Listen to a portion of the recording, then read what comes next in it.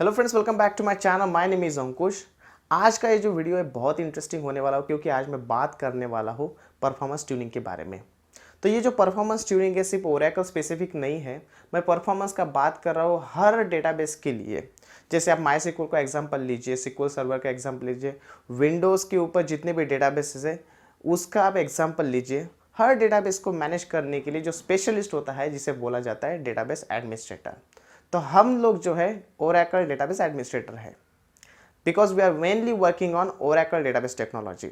अगर आप लोगों को कोई और डेटाबेस पे अगर काम मिलता है तो डेफिनेटली वो आपके लिए बहुत अच्छा है, लेकिन परफॉर्मेंस के जो इशू है हर डेटाबेस के लिए ऑलमोस्ट सिमिलर है। मैं बात कर रहा हूँ कॉमन इशू के बारे में। तो जब मैं एज अ ओरेकल डी पे काम करता हूँ तो मैंने क्या किया है, जो मेरे कॉमन इश्यूज आते हैं परफॉर्मेंस के लिए, वो जो मैं प्री रिक्वेस्ट साइड या फिर आप बोल सकते हो कि कॉमन चेक्स जो है उसी के बारे में आज मैं डिस्कस करने वाला हूँ। तो ये जो वीडियो है बहुत ही इंटरेस्टिंग होने वाला है। आपको इसे लास्ट तक देखना इम्पॉर्टेंट रहेगा। अगर आप इंटरव्यू के लिए जाते हो तो बहुत बार इंटरव्यू में ऐसा भी पूछा जाता है कि भाई कल तक मेरा डेटाबेस बहुत अच्छे से चल रहा था, आज सुबह से एकदम से प्रॉब्लम आ चुकी है, मेरे डेटाबेस अच्छे से काम नहीं कर रहा है, उस पर बहुत सारे परफॉर्मेंस इशू आ रहा है, तो इसको आप किस तरह से रिजॉल्व करोगे। तो इसके लिए जो सॉल्यूशन है उस सॉल्यूशन के बारे में आज मैं डिस्कस करने वाला हूँ। तो शुरू करते हैं। देखिए, जब भी आपका डेटाबेस कोई परफॉर्मेंस इशू की वजह से स्लो चलता है तो सबसे पहले एक काम कीजिए, आपको चेक करना है छोटे छोटे चेक्स। लाइक आपका डेटाबेस का स्टेटस चेक कर लीजिए कि डेटाबेस आपका अप एंड रनिंग है या नहीं है। तो उसके लिए क्या करना है, बस आपको सिक्वल प्रॉम्प्ट को कनेक्ट करना है और उसके बाद में जो आपका select name comma open underscore mode from V dollar database, ये जो सिक्वल यूटिलिटी आप सिक्वल कमांड है इसको यूज़ करके आप डेटाबेस का स्टेटस चेक कर सकते हो। ये चेक करने के बाद में सेकंड चीज़, आप एक बार आपका लिसनर का स्टेटस भी चेक कर लीजिए। मोस्ट प्रोबेबली दोनों भी चीज़ें अप एंड रनिंग ही रहेगी, मैं ये समझ सकता हूँ, लेकिन इसको चेक करना बहुत इंपॉर्टेंट होता है। मे भी हो सकता है यहाँ पे आपको प्रॉब्लम मिल जाए। सेकंड जो चीज़ है वो आपको चेक करना है अलर्ट लॉग। अलर्ट लॉग में बहुत बार आपको क्या होता है कि छोटी छोटी चीज़ें वहाँ पे ट्रैक हो जाती है। अलर्ट लॉग के अलावा आप ट्रेस फाइल को भी एक बार चेक कर लीजिए। ऐसा हो सकता है कि कुछ इन्फॉर्मेशन आपको ट्रेस फाइल में मिल जाएगी और वही इन्फॉर्मेशन आपको बता देगी कि भाई परफॉर्मेंस इशू क्यों आया था डेटाबेस के ऊपर। उसके बाद में आप क्या चेक कर सकते हो, टॉप एक्टिविटी को आपको चेक करना है। टॉप एक्टिविटी मतलब क्या हुआ, जो भी डेटाबेस के ऊपर एक्टिविटी चल रही है, जस्ट लाइक इंसर्ट क्वेरी चल रहा होगा, अपडेट क्वेरी चल रहा, ये सारी चीज़ों को आपको देखना है। तो टॉप एक्टिविटी में आपका बैकअप भी आ सकता है। मैं यहाँ पे रिकमेंड करूँगा टॉप एक्टिविटी चेक करने के लिए आप OEM का यूज़ करिए, ओरेकल एंटरप्राइज मैनेजमेंट। ये एक ओरेकल का टूल है। मे भी ऐसा हो सकता है कि छोटे छोटे क्लाइंट इसको यूज़ ना करें, लेकिन बड़े बड़े क्लाइंट के पास में ओरेकल एंटरप्राइज मैनेजमेंट होता है। तो OEM का यूज़ करके आप बहुत ही एकदम सिंपल वे से टॉप 5 एक्टिविटी को सर्च कर सकते हो, जहाँ पे आपको पता चलेगा कि ऐसी कौन सी एक्टिविटी डेटाबेस के ऊपर चल रही है जो सबसे ज़्यादा मेमोरी और यूसेज खा रही है। तो उस एक्टिविटी को आप ट्रैक कर सकते हो और आप अपने क्लाइंट को बता सकते हो कि ये एक्टिविटी यहाँ पे चल रही है, उसी के वजह से आपको परफॉर्मेंस इशू आ रहा है। नेक्स्ट इंपॉर्टेंट चीज़ आती है ब्लॉकिंग सेशन। अगर आपने देखा होगा कि अपना जो ओरेकल डेटाबेस आर्किटेक्चर है या फिर कोई भी RDBMS डेटाबेस का आर्किटेक्चर आप लेंगे तो वहाँ पे क्या करता है, जब भी आप किसी टेबल को एक्सेस करते हो तो उसको वहाँ पे वो लॉक कर देता है। सेम टेबल को अगर कोई और यूज़र ट्राई करेगा एक्सेस करने का तो डेफिनेटली वहाँ पे ब्लॉकिंग और डेडलॉक जैसे इश्यू आ सकते हैं। अगर आपको ये इशू आता है तो डेफिनेटली आपको उसको रेक्टिफाई करना पड़ेगा। बहुत सारे केसेस में ऐसा होता है कि आप क्या कर सकते हो, उस सेशन को किल कर सकते हो, लेकिन किल करने से पहले आपको आपका जो एप्लीकेशन ओनर है उससे परमिशन लेनी पड़ेगी। डायरेक्टली किल करना अच्छा नहीं होगा।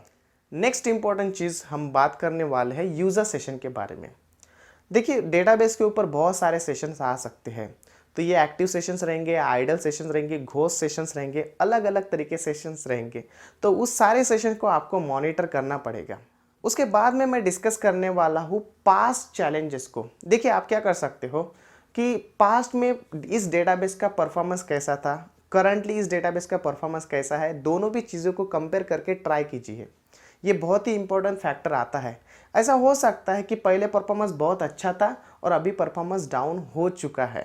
या फिर ऐसा हो सकता है कि पहले भी परफॉर्मेंस बुरा था और अभी भी परफॉर्मेंस बुरा ही है। तो यहाँ पे जो आपको चेक करना है कि आपको परफॉर्मेंस इंक्रीज करने के लिए और कोई चीज़ तो नहीं करनी है। नेक्स्ट इंपॉर्टेंट चीज़ आती है आपका मेमोरी या फिर आप हार्डवेयर स्टेटस, जो मैं चेक करने वाला हूँ। देखिए, डेटाबेस के ऊपर जब आप बात करते हो तो ऐसा होता है कि आपका जो डेटाबेस का जो साइज़ है वो कंटिन्यूसली बढ़ते जाता है। नंबर ऑफ़ यूज़र्स जो है वो भी नए नए आते रहते हैं। तो यूज़र्स लॉगिन बढ़ जाएंगे तो डेफिनेटली जितना आपने मेमोरी अलोकेट किया था, जितने अपना सीपीयू अलोकेट किया था, ऐसा तो नहीं है कि वही नंबर ऑफ़ सीपीयू, वही नंबर ऑफ़ मेमोरी आपके लिए अभी सही रहेगी। ऐसा हो सकता है कि आपको मेमोरी यूसेज बढ़ाना पड़ेगा।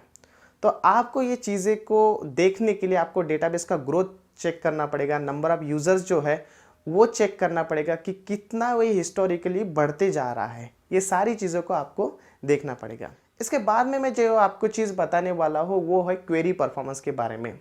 ऐसा हो सकता है कि जो क्वेरी सिक्वल डेवलपर टीम ने लिखी हुई है वो सही से लिखी नहीं है। मे बी वहाँ पे मल्टीपल जॉइंस यूज़ किए हैं, क्रॉस जॉइन यूज़ किया हो, वेयर कंडीशन का यूज़ बार बार किया हुआ हो। तो ये सारी चीज़ों की वजह से क्या होता है, आपका डेटाबेस का जो परफॉर्मेंस है डाउन हो सकता है। तो आपको क्वेरी रिलेटेड चीज़ें भी देखना बहुत इंपॉर्टेंट होता है। इसलिए आप क्या कीजिए, आपके एप्लीकेशन टीम के साथ में डिस्कस कीजिए और उनके साथ में डिस्कस करने के बाद में आप क्वेरी को इम्प्रूव भी कर सकते हो। बहुत बार डेटाबेस पे क्या होता है कि बैकअप आपका चलते रहता है, बैकअप के साथ में बहुत सारी अदर एक्टिविटीज़ भी चलती रहती है। तो आपको मेक श्योर करना है कि जब बैकअप चलेगा तो ये जो फुल डेटाबेस बैकअप है ये ऑफ बिजनेस आवर्स में चलना चाहिए, क्योंकि जब बैकअप चलता है तो आपके डेटाबेस के ऊपर परफॉर्मेंस का इशू आ सकता है। बहुत बार मैंने ये भी देखा है कि जो आपका बैकअप है अगर नॉन बिजनेस आवर्स में चलता है तो आपका जो बैकअप है उसका परफॉर्मेंस अच्छा रहेगा और जो यूजर्स कनेक्ट कर रहे हैं डेटाबेस को उनको कोई भी परफॉर्मेंस इशू नहीं मिलेगा। लेकिन अगर आपका बैकअप बिजनेस आवर्स में चलता है then there is a chances कि भाई आपका जो डेटाबेस है उसका परफॉर्मेंस डाउन हो सकता है। तो आपको मैं रिकमेंड करूंगा कि आप जो आपका फुल डेटाबेस बैकअप है या आप नॉन बिजनेस आवर्स में लीजिए, मे बी आप सैटरडे और संडे ले सकते हो। इस ओरेकल डेटाबेस के अंदर आप बहुत सारे रिपोर्टिंग चीज़ें भी निकाल सकते हो, जैसे बोला जाता है AWR रिपोर्ट, ASH रिपोर्ट। ये सारी रिपोर्ट को देखकर आप मॉनिटर करके बता सकते हो कि डेटाबेस में कहाँ इशू है। मैं कंसिडर करता हूँ कि ये जो रिपोर्ट निकालना है बहुत इजी टास्क है, लेकिन इसको थोड़ा सा पढ़ना क्वाइट डिफ़िकल्ट है। जैसे जैसे आप एक्सपीरियंस के साथ में पढ़ते जाओगे, देखते जाओगे, आपको समझ में आएगा कि कौन सी चीज़ें डेटाबेस के ऊपर हो रही है। लेकिन मैं आपको रिकमेंड करूंगा कि आप AWR रिपोर्ट को बहुत अच्छे से पढ़िए और आपके बाद में आपको समझ में आ जाएगा कि डेटाबेस का जो परफॉर्मेंस है वो डाउन किस तरह से हो रहा है। नेक्स्ट जो इम्पोर्टेंट चीज़ आती है जिसके बाद में आपका डेटाबेस हंग स्टेट में जा सकता है वो है आपका आर्काइव डेस्टिनेशन फुल होने की वजह से। बहुत बार क्या होता है कि आपका आर्काइव जो बैकअप है वो ट्रिगर नहीं हो पाता है और उसकी वजह से आपका आर्काइव डेस्टिनेशन कंटिन्यूसली फुल होते जाता है। तो आपको क्या करना है, आर्काइव डेस्टिनेशन के पास में जाना है, वहाँ पे आपको DU-SH और जो आर्काइव डेस्टिनेशन का जो पाथ है उसको टाइप करना है और उसको देखना है कि उसका यूसेज कितना है। मेक श्योर आपका जो यूसेज है 70 to 80% के बिलो होना चाहिए।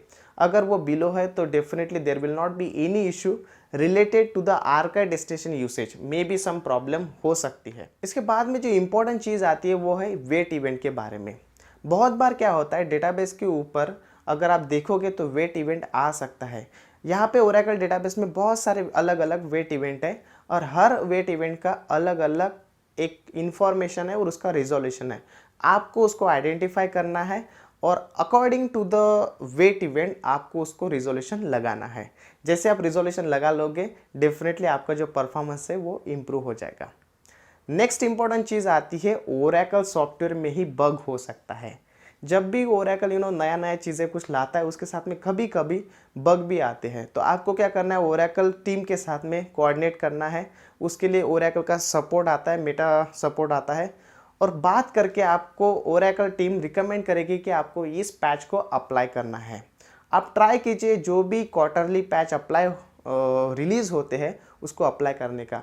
उस पैच को अप्लाई करने के बाद में जितने भी वल्नरेबिलिटीज़ है या फिर सिक्योरिटी इशू है सबके सब आपके कम हो जाएंगे और आप परफॉर्मेंस का जो इशू है वो अभी आपका सॉल्व हो जाएगा। लेकिन इसके लिए आपको क्या करना है, ओरेकल टीम के साथ में एक बार बातचीत करनी पड़ेगी। आई होप कि आज का ये जो वीडियो है बहुत ही इंटरेस्टिंग आपको लगेगा, और मुझे पता है कि ये इंटरेस्टिंग होना ही चाहिए क्योंकि मैंने ये इसे खुद ऑब्ज़र्व किया है। बहुत सालों के एफ़र्ट्स के बाद में ये सारी चीज़ें मुझे पता चली है। एंड अगर आपके कुछ क्वेरीज़ हो या फिर आपको कुछ सजेस्ट करना है तो प्लीज़ आप कमेंट सेक्शन में लिखिए, मैं डेफिनेटली उसको रिस्पॉन्ड करूँगा। Thank you so much for watching this video.